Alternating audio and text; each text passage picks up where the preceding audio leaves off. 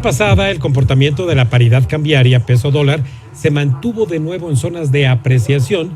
y también pues esto favorece a las finanzas empresariales. Pero también por otra parte el Banco de México publicó resultados de la balanza de pagos que tienen que ver también un poco con el soporte del tipo de cambio, lo cual arroja desde luego resultados que analizaremos de la mano de Janet Quiroz Zamora, quien usted ya conoce, subdirectora de análisis económico de Grupo Monex. Buenas noches, Janet.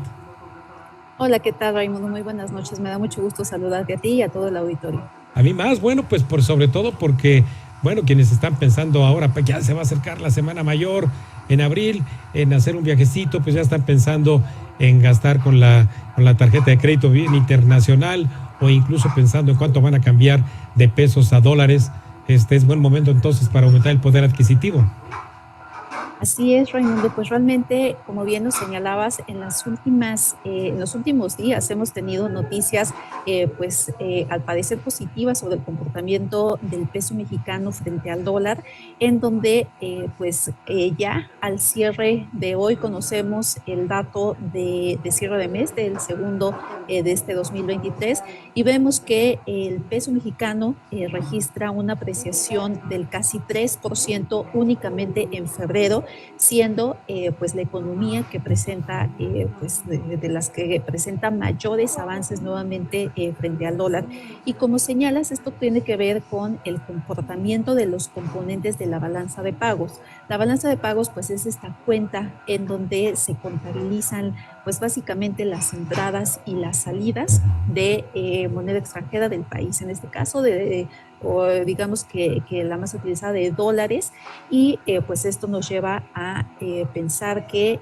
pues realmente el hecho de que hayan ingresado más dólares al país vía pues estas cuentas que se contabilizan, pues es justamente lo que está propiciando que estamos viendo este buen comportamiento, en donde se alcanzaron niveles no vistos desde abril del 2018 durante el mes. Y de manera particular vemos que dentro de la cuenta corriente, las exportaciones durante los últimos meses del 2022 presentaron una desaceleración, pero de acuerdo con el dato que conocimos esta semana por parte de INEGI de enero, vemos que las exportaciones nuevamente presentaron un crecimiento bastante significativo, que lo que implica es que los fabricantes situados en México, al vender sus mercancías a Estados Unidos, pues reciben como pago un pago en moneda extranjera, en este caso dólares estadounidenses, y así pues aumenta la oferta de esta moneda dentro del país, y esto lo que propicia es que pues sabemos que ante una mayor oferta pues disminuyen los precios, y de ahí que veamos este tipo de cambio en estos niveles. Además de que pues también en los últimos meses, bueno, yo diría desde que inició prácticamente la pandemia, el flujo de remesas enviado al país ha aumentado también de manera muy significativa. En 2022 se tuvo un crecimiento histórico mañana vamos a conocer el dato del primer mes de este 2023, pero posiblemente también veamos un comportamiento positivo ante también la reducción en la inflación en Estados Unidos, que permite tener un mayor ingreso disponible, y también ante la fuerte creación de empleo en ese país. Sí. Janet, en esta apreciación del peso que mencionas justamente por la entrada fuerte que hay por exportaciones, a pesar de que reciban menos pesos, los que exportan al facturar en dólares, ¿qué tanto también impacta en esa apreciación la entrada de los llamados capitales extranjeros al mercado de deuda mexicana? Pues también hemos visto un comportamiento positivo. De manera particular, en enero tuvimos un comportamiento un tanto confuso, porque al final, o sea, la inversión extranjera en valores gubernamentales entra vía dólares. O sea, al final son extranjeros que deben de comprar estos instrumentos, su moneda es la moneda del dólar estadounidense, y al final la cambian aquí por pesos para poder invertir en instrumentos emitidos en la moneda mexicana. Entonces, si vemos la comparación en pesos, es decir, esta inversión convertida a pesos, se ve como si hubiéramos tenido una salida de capitales en el mes de enero. pero si la vemos realmente como ocurre, que es en dólares, pues entonces vemos que en enero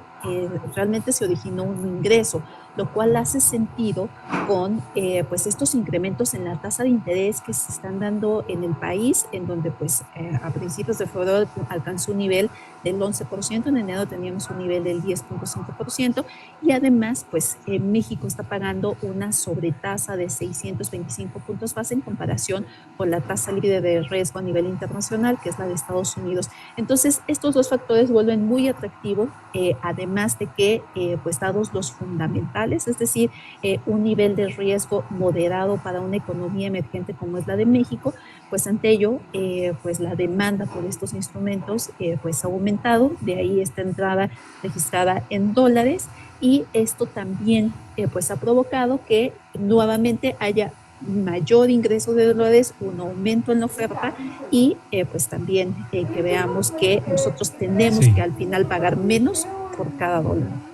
Janet, si articulamos justamente esta apreciación del tipo de cambio con la inflación, es decir, esta apreciación del tipo de cambio debería estar también ya abaratando costos de bienes importados como materias primas y algunos bienes intermedios que pudieran contribuir en la formación de precios en la economía, a estabilizar precios o incluso, si deciden los empresarios, pues bajarlos tantito. ¿Es así?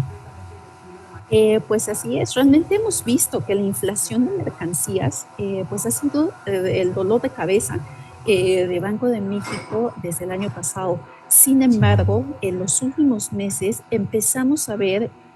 pues cierta desaceleración. Aún no podemos cantar victoria porque sigue estando muy elevada, pero o sea, sí hemos visto que la inflación ha empezado a disminuir, que al final lo que implica es que estamos teniendo un incremento de precios cada vez menor. Aún yo creo que estamos lejos de que veamos reducciones ya en los precios a los que asume un consumidor, pero sí estamos viendo que estos se están incrementando cada vez de manera más reducida. Entonces, pues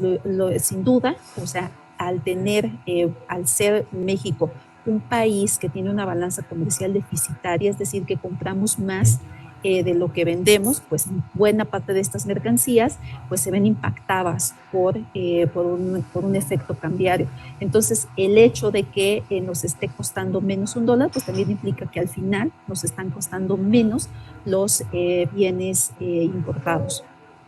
Sí, sobre todo, bueno, si son bienes importados ya de consumo final, pues sí, sí, el margen de comercialización y lo que digamos, pudiera yo estar pagando precios más estables. Pero entonces en la formación de precios de lo que aquí se manufactura, es ahí donde está ahorita justamente el reto inflacionario entonces.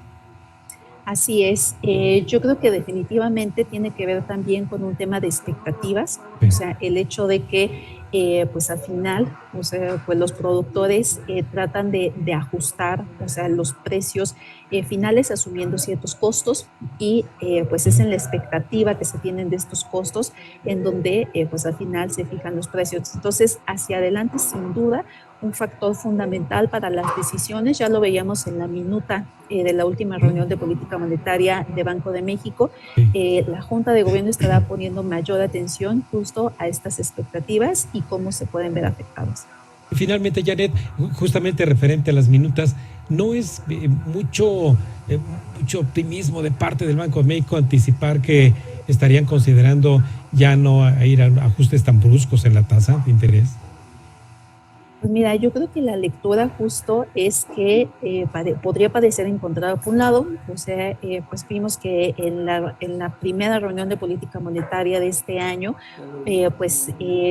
prácticamente todos los miembros de la Junta mostraron una alta preocupación sobre la inflación subyacente que ha presentado Sí. pues una persistencia a disminuir, porque por un lado, como lo comentábamos, parece que la inflación de mercancías está desacelerando, pero por otro lado la inflación de servicios está repuntando. Entonces, al final se está compensando este efecto y se mantiene alta. Entonces, al final, o sea, vemos un mensaje donde sí se muestra esta preocupación, pero también vemos pues esta señal de que al parecer están pensando que a partir de la próxima reunión podríamos seguir teniendo alzas, pero de una menor magnitud. Yo creo que esto va a depender de cómo siga evolucionando la inflación y también pues el considerar que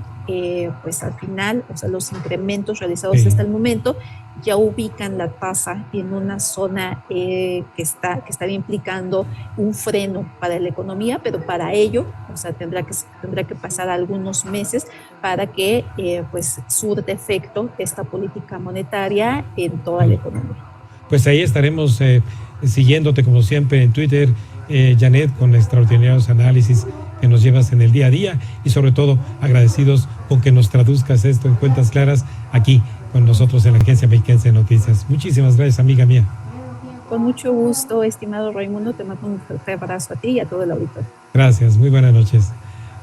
Bueno, pues vamos ahora con la cápsula de investigación deportivo-financiera de esta semana, en la que le compartimos por qué es benéfica la combinación entre ser deportista y profesionista.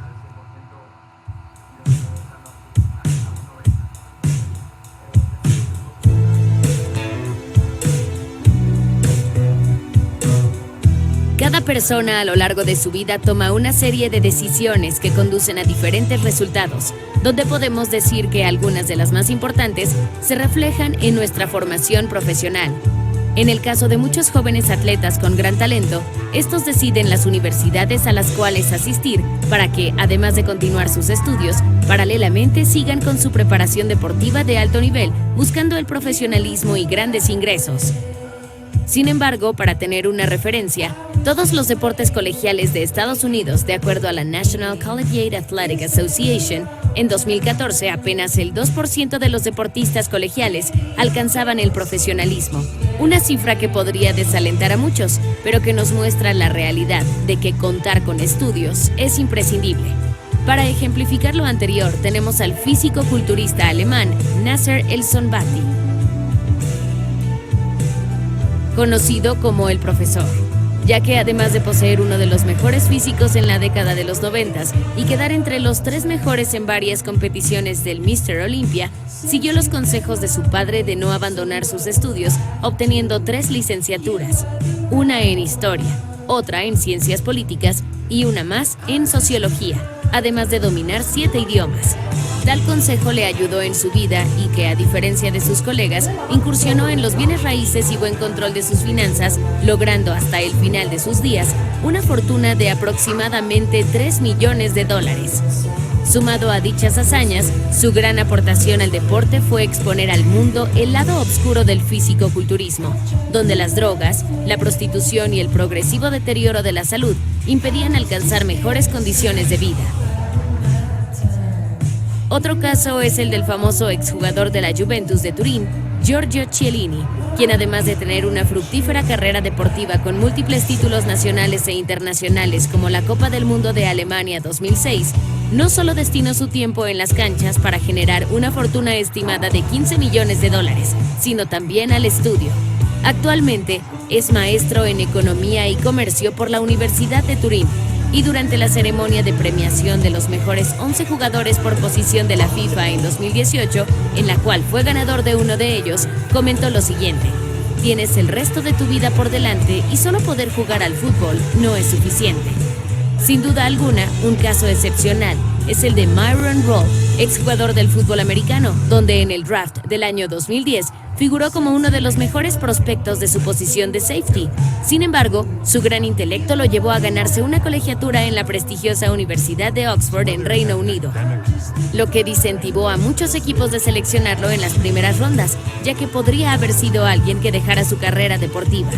Al paso de unos años después de sus estudios, regresó para jugar solo en los equipos de práctica de las escuadras de los Titanes de Tennessee y de los Pittsburgh Steelers, donde después tomaría la decisión de volverse neurocirujano residente en la Escuela de Medicina de Harvard, en la que seguramente la satisfacción personal excede lo que pudo haberle dado la NFL.